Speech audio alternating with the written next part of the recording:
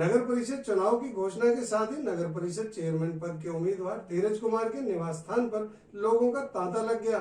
इस मौके पर मुख्य रूप से स्वतंत्रता सेनानी चंद्रशेखर के भतीजे पंडित सुजीत आजाद व कवि सुंदर पांचाल मौजूद रहे और वहां मौजूद जन सैलाब से धीरज कुमार को वोट दिए जाने की अपील भी की।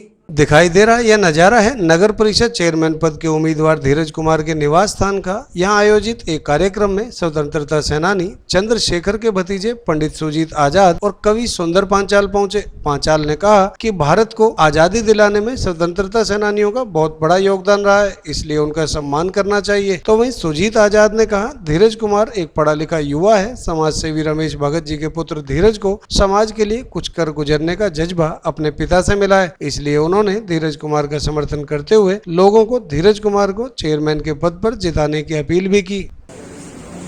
पलवल में आज का जो सम्मान समारोह रहा, ये राष्ट्रभक्ति से ओतप्रोत हमारे नौजवानों में नई ऊर्जा का संचार कर रहा है और हमारे शहीदों के प्रति आस्था के तहत हमें समाज से नवयुवकों को निकाल कर लाना है और इस देश को हमारे शहीदों के मार्गों पर चलाते हुए विश्व गुरु मनाना है, जिसमें धीरज कुमार जी, नौजवान धीरज कुमार जी, जिनकी राष्ट्रभक्ति से के चर्चे में थोड़ा सा मुझे ज्ञात हुआ और रात मुझे मालूम हुआ कि हमारे पलवल में धीरज जी आगे बढ़ रहे हैं राजनीति में। तो राजनीति में अच्छे युवाओं को लाना भी हमारा मकसद है। संकल्प राजनीति में नहीं आऊँगा, लेकिन अगर कहीं धीरज जैसे बेटे, उनके पिता जी भगत जी और उनके संस्कार और हमारे साथ लीव फॉर नेशन संगठन के अध्यक्ष अनिल कौशिक जी, जिनके माध्यम से मैं यहाँ तक पहुँचा हूँ, मैं अकेले नहीं पहुँच सकता था। लखनऊ से चलकर मैं यहाँ आया हूँ और मैं पूरे 230 दिन देश को देता हूँ। और सुंदर पांचाल जी और हमारे अनिल कौशिक जी, सभी राष्ट्रभक्त संगठनों को मेरी ओर से अनंत शुभकामनाएं हैं। और ये जो इलेक्शन लड़ रहे हैं, क्षेत्रीय इलेक्शन है, इसमें मैं इनका पूरा समर्थन करता हूं। और 29 राज्यों में हिंदुस्तान रिपब्लिकन आर्मी, जो चाचा ने मास्टर रुद्रनारायण जी को वहाँ फरारी के दौरान बनाई थी, अंतिम में पहले तो अनुशंसन समिति थी, उसके बाद पंडित राम प्रसाद बिस्मिल जी ने बनाई। जब उसको खत्म कर दिया गया तो राम प्रसाद बिस्मिल जी ने बनाई, उसका नाम था Hindustan socialist Republican army, HSRA। और जब काकोरी कांड के बाद फरारी के दौरान मास्टर रुद्रनारायण जी के वहाँ झांसी से इन्होंने बनाई, उस HRA का मैं लीडर हूँ, राष्ट्रीय अध्यक्ष हूँ। और जितने भी 2 लाख संगठन हैं, राष्ट्रभक्त संगठन, आज मुझसे जुड़े हुए हैं। स्थापित 1981 लीव फॉर नेशन संगठन के अध्यक्ष अनिल कौशिक जी व उनके हमारे गोयल जी, हमारे प्रवीण वशिष्ठ जी, हमारे प्रवीण जी, समस्त यहाँ के धीरज जी। आज मुझे पलवल की टीम से भी मुलाकात मेरी हो गई, वैसे तो समाचार पत्रों के माध्यम से, और हमारे बहुत से युवाओं का मैं नाम नहीं ले पाऊंगी बहुत ही, लेकिन सभी आदि आदि करके मैं सभी गौरक्षकों को, गौ माता एक हमारी ऐसी है जो हमारे वैदिक धर्म, संस्कृत में, सनातन धर्म में, पुराणों में गौ माता और गंगे माता, जो देव गंगा बोली जाती है। गंगा सिर्फ भारत में बहती है, विश्व में गंगा नहीं। तो सर देव गंगा, उसको भी मुझे बचाना है और पर्यावरण की सुरक्षा के लिए पशु पक्षियों को भी बचाना है। नौजवानों को शहीदों के मार्गों पर चलाकर भारत को विश्व गुरु बनाना भी हमारा संकल्प है। तो सर आजकल के नौजवानों को क्या संदेश देना चाहोगे आप? आज के नौजवानों को, धीरज जैसे युवाओं को, बच्चों को, आने वाली पीढ़ी को, हमारे शहीदों ने, शहीद सुखदेव, राजगुरु भगत सिंह, मैं शहीद भगत सिंह ब्रिगेड का भी सराहनीय संयोजक हूँ और यादवेंद्र पोता है उनका।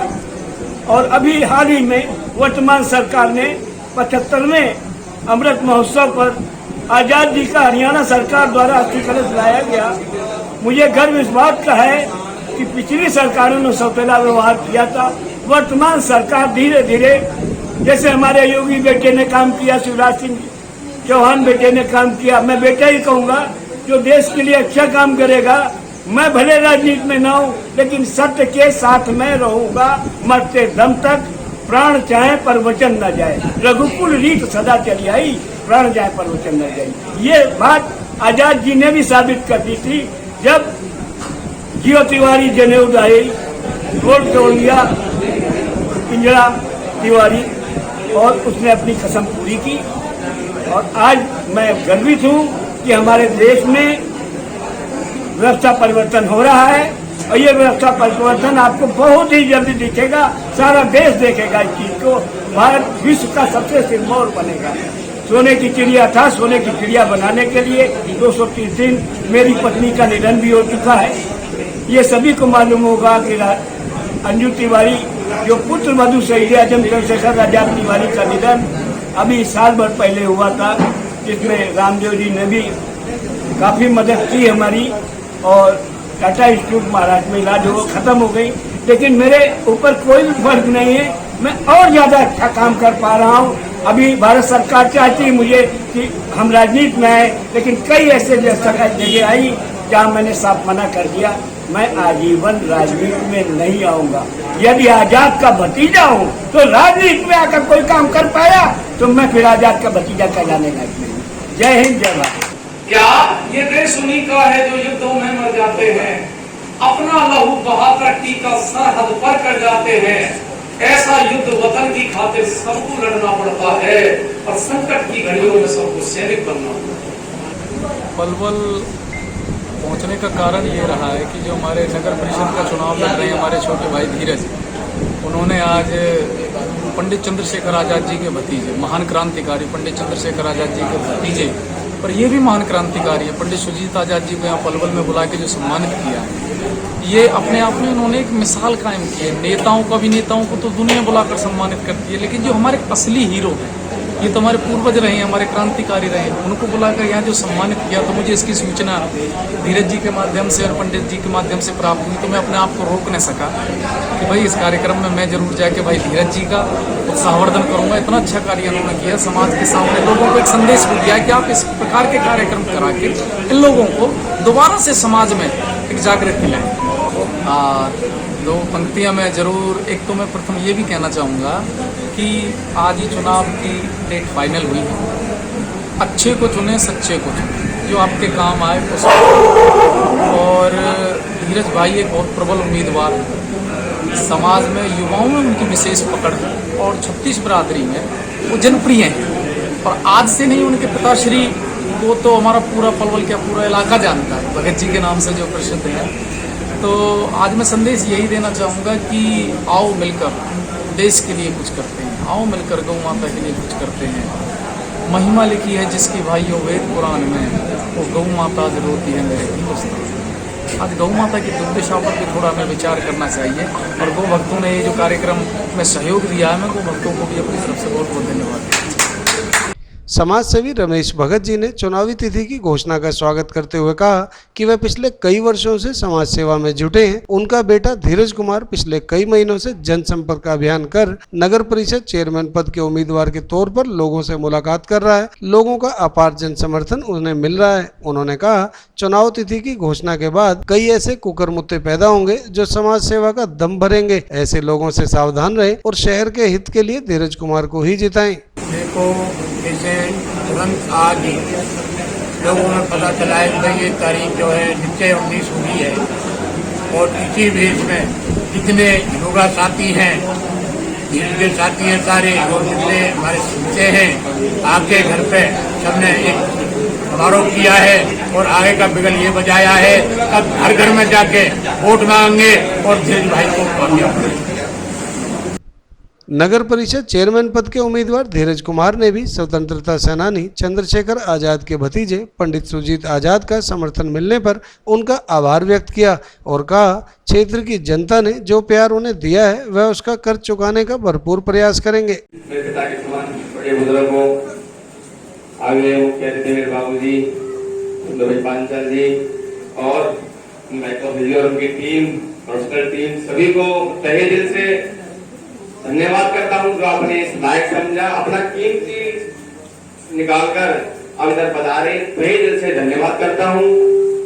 और आपको बताया आज इलेक्शन की एक और गुड न्यूज भी है आप सभी के लिए। आज डेट 19 जून इलेक्शन की डेट आ चुकी है। आप सभी से हाथ जोड़कर विनती है, अपना प्यार और आशीर्वाद अपने भाई पर, अपने बेटे पर बनाएं और आगे चले, इलेक्शन को निकालें। मैं नहीं, आप एक कुर्सी पे बैठोगे, आप ही निकालोगे और आप ही चलाओगे। आपके साथ ही मिलकर पलवल का विकास करेंगे। और पांचाल भाई साहब का, बाबूजी का हाथ जोड़कर विनती करता हूं, आगे भी अपना आशीर्वाद, अपना प्यार इस बेटे पर बनाएं और आगे चलें। और सभी से हमारे क्रांतिवीरों को उनके चरणों में सशक्त नमन। और सभी युवा साथियों से, भाइयों से ये अनुरोध और विनती करता हूं, उनके संस्कारों पर चले और आगे बढ़े। जय हिंद, जय भारत, राम राम।